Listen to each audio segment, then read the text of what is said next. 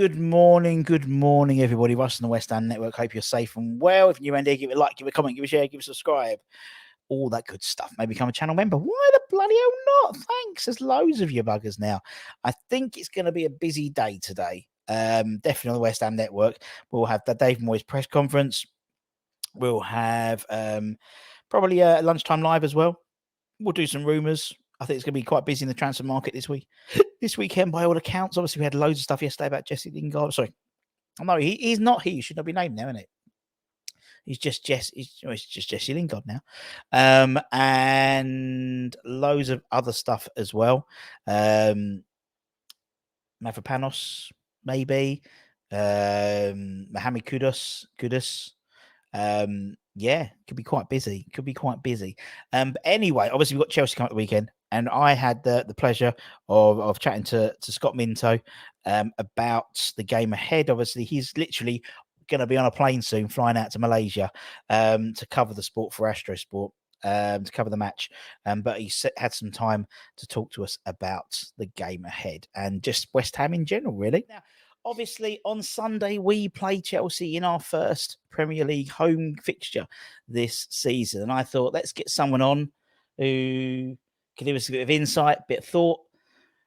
But unfortunately, Rory Jennings wasn't available. So,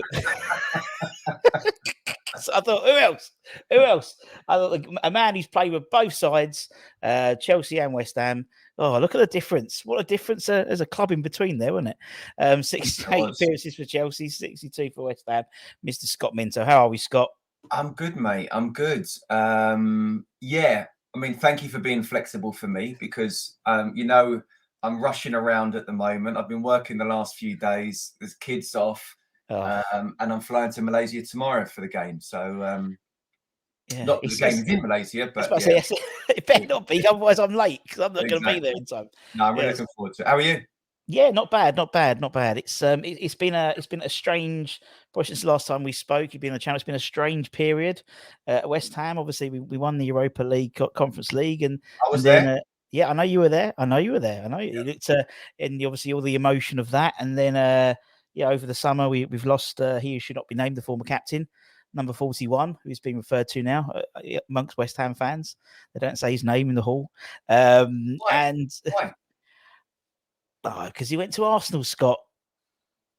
Yeah, but where's he meant to go? I think if all honesty, if he went to Man City, I think everyone would have bothered because obviously we've got the issue at the moment with.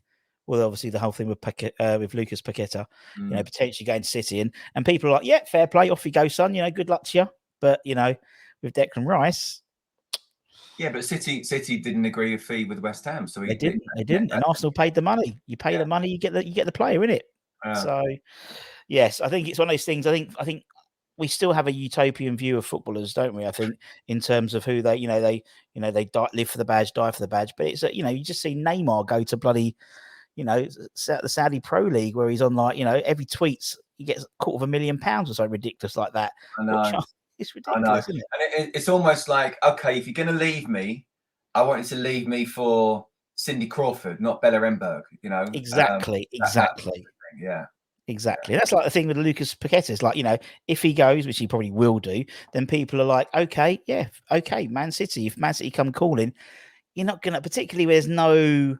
He's only been there a season. There's no real sort of bond with the club. Whereas someone like Deck would been around for almost 10 years or something like that at the club all in. So it's a strange one, isn't it? But obviously losing, he should not be named the former captain. Gianluca Scamacca as well, and Paqueta in a transfer window. I don't think anyone was predicting all three. Maybe two out of those three. So it's going to be a bit of a strange time, and obviously. I think a lot of us were fearing the Bournemouth game because Bournemouth seem to be doing what we want to do as West Ham fans. It seems they've got a very progressive manager in. They've been buying some really exciting players, and we managed to get. Well, I think we should have won that game actually, to be honest, at the weekend. And obviously Chelsea drew 1-1 as well. What were you covering last week? Well, I was at Arsenal. Funny enough, for. I can't say his name now, can I? No, number 41. Number 41 for the former number 41 debut, and he played a very how can I put it? He took one for the team. Really, it wasn't about him. And I think that's, again, the mark of the man, to be honest with you. Yeah. So I did that on a Saturday, and that was for TalkSport. And then on the Sunday, I actually became a reporter for Astro, who I'm going to go out for Malaysia as a pundit this weekend. But I was at Stamford Bridge and interviewed Robert Sanchez and Virgil van Dijk after the game. So that was interesting. Both of them 6'5", so made me look an absolute hell. So there you go. And I mean, yeah, I mean, we look at, obviously, we look at the game on Sunday, and obviously Chelsea come in, off the back of the 1-1 draw. Obviously Poch is in charge there now. From a relatively, inside perspective, is he going to make an immediate impact at Chelsea? Well, look, it's too early to tell, but if you judge it on that one game, there's no doubt about it. Last season, if they went 1-0 down, then they would have collapsed. It would have been game over. So for them to go 1-0 down, could have been 2, of course, but rightly was ruled off for offside, Salah's goal. For them to come back and not just get the equaliser, but look the better side, and if any side deserved to go on and win, it was Chelsea, I think shows a big difference from last season to this. I feel for Frank, with what happened. He absolutely was sort of hiding to nothing with players who knew they weren't going to be at the club, knew the club wanted them out. You meant to come in for, 10 games, 12 games, whatever it was. But Poch, I do think, has turned things around. And again, it is too early to tell. And I think it's going to be an absolutely, a crack of a game. It's a great game anyway. When I was a Chelsea player, the West Ham was a massive game. When I was a West Ham player, the Chelsea game was a massive game. So the atmosphere is going to be brilliant. But I also think it's going to be a good judge of where the teams are. Yeah. West Ham away is always going to be a difficult game. So if Chelsea get all 3 points, then you can say, wow, Poch has made an instant impact. Whereas if West Ham win, you can turn around and say, well, first of all, Moyes can say, well, look, I'm the man and I want to be here. And I want what I want in terms of the transfer market and the players coming in. And I think he got that certainly with Ward-Prowse. We'll see what happens with Harry Maguire and any others. But it will be a big statement for West Ham to beat, Chelsea under Pochettino. Yeah, and you're right. I mean, Poch is obviously sort of, put all these players on, 25-year contracts and stuff like that. And obviously there's going to be a bit of a change around in terms of personnel, probably from obviously the time he played them last year, obviously he should have been named without Skamaka, potentially, as obviously, and maybe some up Flynn Downs, who I don't think his loan spell to Southampton's been official yet, but it's going to be made official anytime soon. But obviously Chelsea has bought some really good players, haven't they? They bought, the likes of Casado, world British record fee for Casado, and a guy I really like is Axel, the centre back. I think he's mustard. Obviously Nicholas Jackson as well. Obviously Nkuku's injured. You mentioned Sanchez as well, but we might see a couple of our debutants, maybe JWP and Edson Alvarez make an appearance, and who knows? I mean, we're recording this Thursday afternoon, and if we sign players before midday tomorrow, then technically they could play for Sunday. And that means, by all accounts, Friday could be quite a busy day in the old transfer window, but I don't know if they'll be ready to be put into the side. But it's going to be quite two very different sides than the sides that basically turned up at London Stadium last year.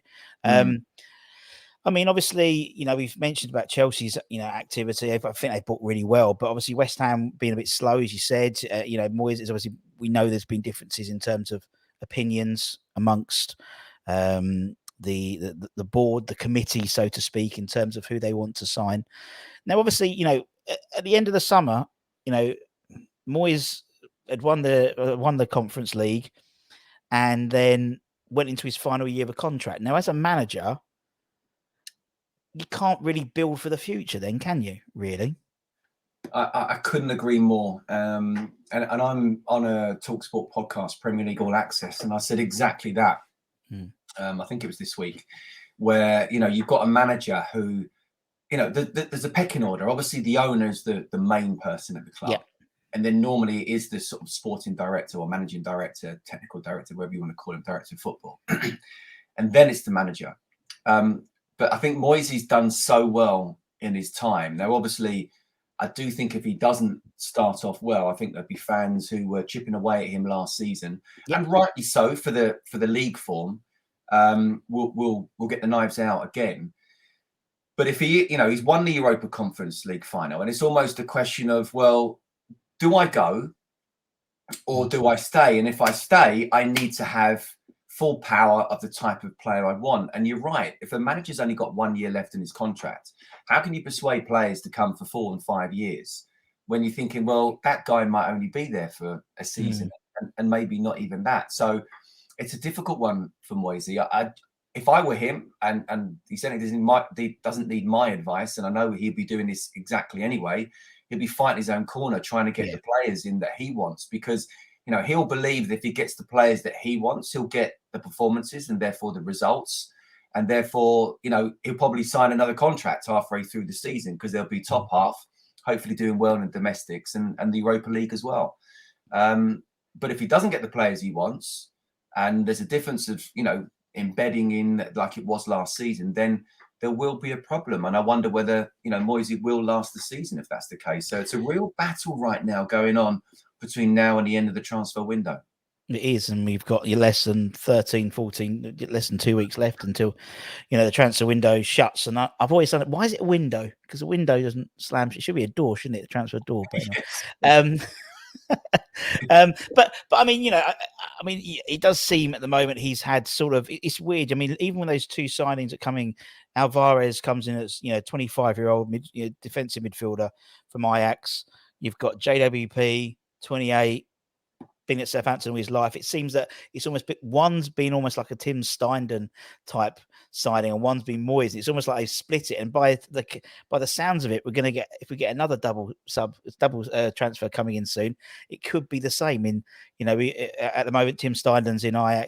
He's back in Ajax, trying to get Mohamed Kudus over, the Ghanaian midfielder, and we've got Jesse Lingard training at Rush Green. So it does seem like they've literally, here's your people, here's my people.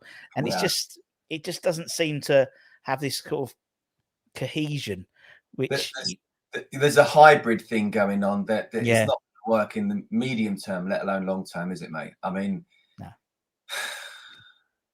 I feel for Moyes, I really do, because the fact that he hasn't had an extension after winning West Ham, it's all a bit weird. That's a bit weird. Yeah, first major trophy since 99, the Intertoto, of course. Of course. Yeah. Let's not forget that. No, let's not forget that night of Mets. Obviously, since the FA Cup, back in 1980. So you would think normally a manager would therefore get an extension of that. The fact that he hasn't, I don't think is a good sign. And as I say, you're right. It's a very kind of, you sign one what you want, I'll sign one that I want, and let's see how that goes. And it's all about the start of the season. I think a point, first game of the season, considering what's going on. Look, we don't know what's happening with Mikel Antonio. And can you rely on Antonio and Danny Ings going forward? I still think West Ham need a striker. I'm not sure. I think it's going to be difficult. And the next couple of games are Chelsea and Brighton, aren't they? So it could go really well. It could go really badly. And I think it's going to be very interesting this first month. It will be, especially, look at Brighton. We've never beaten Brighton in the Premier League in our lifetime. So that's always, they are the proverbial bogey team. So it's, at least you get it out of the way. But as you said, it doesn't probably help Moyes' course at all. Looking at it. Yeah, exactly. Now, obviously, one of the players who has a lot of focus on is Lucas Paqueta, and obviously Man City, 85 million quid, 90 million quid, whoever he's going to go for eventually. But in your time, Scott, was obviously speculation was obviously it's rife because of social media now. But if players were thinking of going, is it? Actually, he's behaved in a really professional manner. I think obviously he played like his life depended on it against Bournemouth. How, obviously, it's internal, in a squad, players might be saying, I've got to move, or this is happening and this is happening. As the rest of the side, do you like, well, just fuck off then? Or because like it must be, you think, is he really trying? Is he really putting that tackle in, doing that extra 5 yards in training? Does that disrupt the team at all?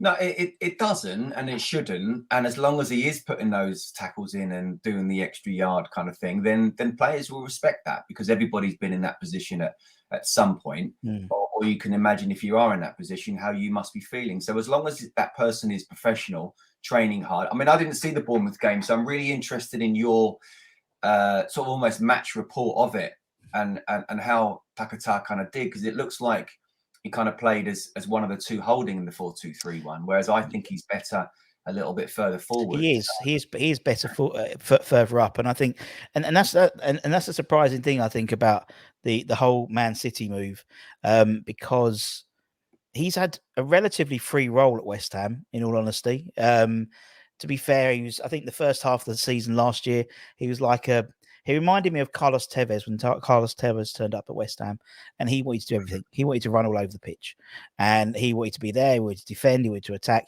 And it was actually when Curbs came in, your good friend Curbs came in. He basically said, you stay up front. I don't know. Obviously, not. Someone had to translate it for him. But in Argentina, you stay up front, and we'll kick the ball to you. And then you saw a different player. And I think the thing with Lucas is he wants to get involved. He's a good tackler. I mean, he can play as a 6, he can play as an 8. But I agree. For me, it's when he's at 10 when he's more effective. Now, unfortunately,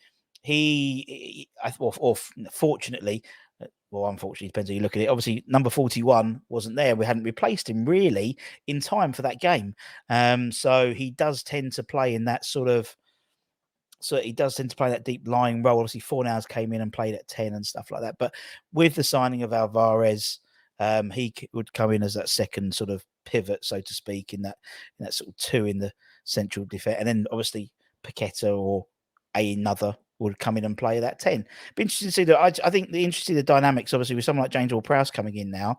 Where does and Thomas Souček's just signed a 4-year deal, so are they going to go back to playing a flat 3 in the midfield? I don't know. There's lots of it's going to be quite interesting to see how it works. It is, and in terms of Ward-Prowse, I know there was a times he played a little bit further forward as well for Southampton and did very well.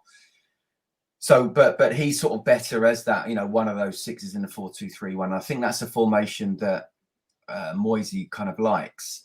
I wonder whether Flynn Downs might have played in that sort of position. Yeah, I think they'll hold. I think they sort of deliberately didn't give him any, because obviously his move to Southampton on loan was kind of dependent on the JW. It was sort of quid pro quo type thing. It wasn't technically as part of it, but it was. It was part of it. So I think they were sort of didn't want to risk an injury there that might curtail the JWP deal, for example. But I think it's going to be interesting on Sunday. I think there's going to be obviously a packed crowd. Moisey hopefully will get his wish, and we won't parade the trophy around the game pre-match. I'm not up for that at all, personally. No, not pre-match. No, you're setting yourself up there, aren't you? Yeah. Totally. And I know we all want to see it, and I know we want, but it's considering also half the team's left now since the person who lifted it.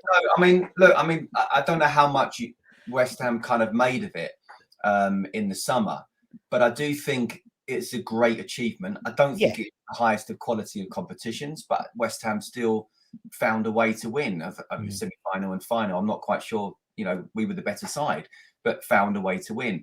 And it's a European trophy. So I do think it should be paraded at some point if it hasn't felt that it has been enough already. But just before a game against Chelsea at home, where they're not bad, are they? And they could hurt you. And if you're 1-0 down after 5-10 minutes, then suddenly you just don't want to set yourself up in that way. No, I totally agree with Moyes on that one. I just think it's too much.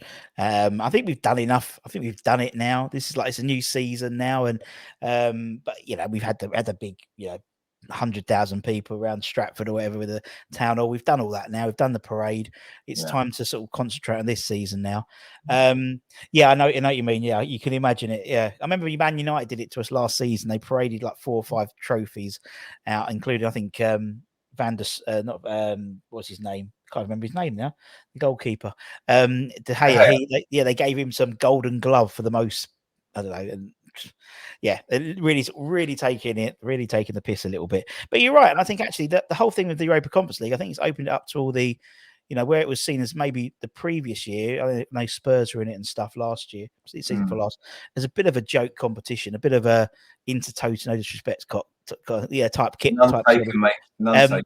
But but actually, it's a pathway into Europe again, and I think Villa will go all guns blazing for it. Yeah, You know, 'cause it absolutely.